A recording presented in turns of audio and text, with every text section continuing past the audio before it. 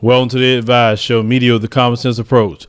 So rapper Rhymefest was robbed at gunpoint while he was sitting in his vehicle. A savage came inside the car, put a gun to his head, stole his wallet and ran off. So he decided to go report it to the Chicago Police Department. And I want you situation is very upsetting. And on his Twitter, he stated, and you wonder why we don't report crimes. And that woman that he was talking to, he's trying to have a conversation with her, and she all this, like, why you gotta be rolling your neck and all that stuff? Stop, you're too old for that crap. I can understand a young girl who don't know no better, but you still neck rolling at your age. You like you 50 plus. Make yourself look stupid doing that crap. Hey, it pissed me off to watch an old woman act like a hyena. It do. Because at that age, you should learn something.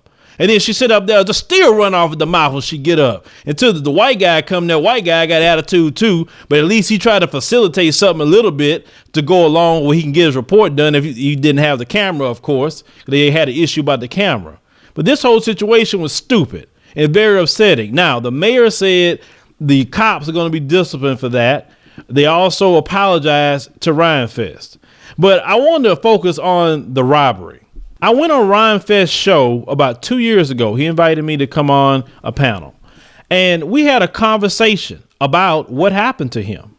And I want you to hear exactly the conversation me and him had about a situation that he just went through. Let's go ahead and roll that clip. I recently did a rent comparison in Chicago and found out that I pay as much for my mortgage of my house that I have to deal with murders every week on the south side of Chicago as somebody who has no crime on the north side in Lincoln Park or in some of these other neighborhoods. You know, I could be not living in the 6th Ward and my family would be safer for the same amount that I pay to live around gunshots. But you know, I love black people. I think I can make a difference. I think it's important that, you know, I be in the community. But I think that what Malcolm X applied in 64, it's eerie how it applies in 2014. What do you think, Philip? Well, I'm going to say something about what you just said. How can you make a difference if you're not here? Yep. I'm just saying, and the reason why, what I mean by that is if you live in an area and it's just kind of dangerous, and some people have to live there, they have no choice. But if you have a choice that you can live in an area where you can raise your children, where it's safer, what is wrong with that? I don't see a problem with that at all. Some black people say, oh, you know, you selling out because you're moving away. Like, I'm sorry, I got kids.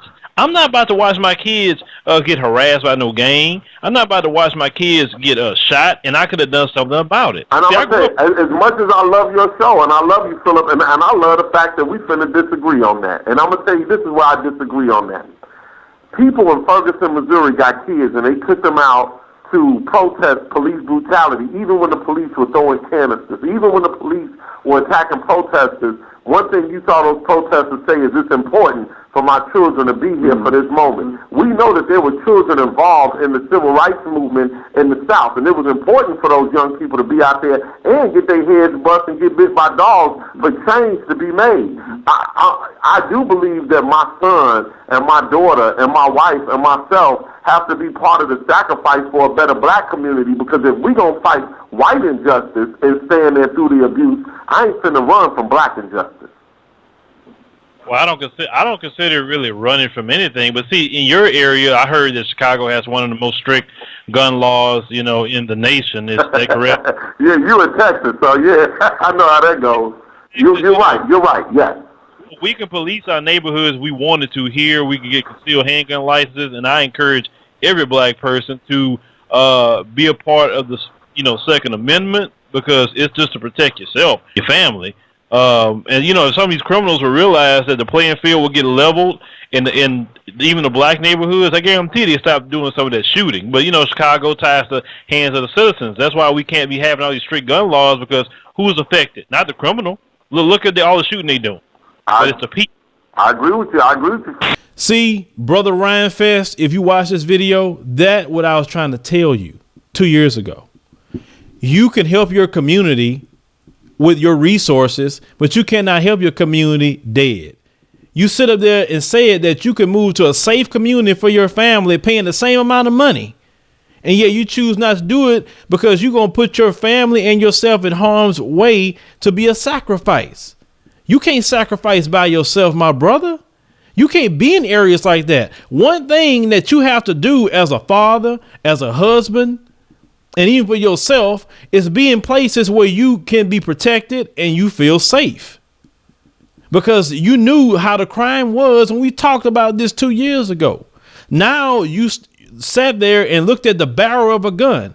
I hope you take heed to this and move your family away from where you're at right now, because that shouldn't happen. A man of your stature, a man that has some sort of resources, or you can holler at Kanye or somebody to pull some strings for you to get you where you need to be. You can do for your people. It's like the brother on the show said, it don't matter if you live in a mansion in Beverly Hills. Who said you can't come from Beverly Hills mansions and come and help your people? Now you got more resources in your back pocket to go help those people, to put jobs in the community, to put programs. I mean, you need you here.